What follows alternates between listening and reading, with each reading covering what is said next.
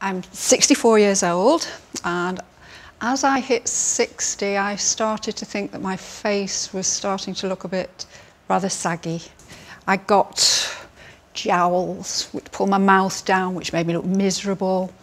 A lot of wrinkles in my cheeks, which were horrible. So this new year, my husband said to me, "What would you like to do this year?" And I said, "Have a facelift." And I was expecting to sort of poo-poo the idea and say, "What do you want that for?" But no, he sort of encouraged me, which I don't know whether that was a good thing or a bad thing, but he did say, yes, go for it. So that's what I did at the beginning of the new year. I started looking at different clinics, but the Spire stood out.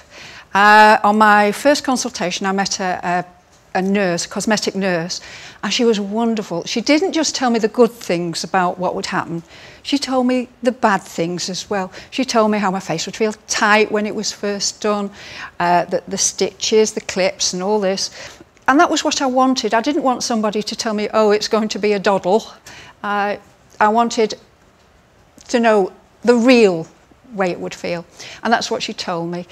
She then gave me a lot of information on all the surgeons that they had, and I chose Mr. Blackburn. He went into great detail about what I would have, what the procedure would be, how I would need not only the face lifting from down here, but also he was going to put some fat into my face to give the cheekbones more softness. I have very fine hair, so he said, oh, we'll have to look into where we put the scars in your hairline, because that's what will need to be a little bit different with yours because your hair's so fine. So I felt as though he was actually looking at me as an individual. They put me at my ease, and by the time it's time to go to theatre, I felt fine, which I wasn't expecting. I was expecting to be really nervous and a nervous wreck, but no, it was easy. You looked at your jawline, and instead of having these jowls, I had a lovely sharp jawline.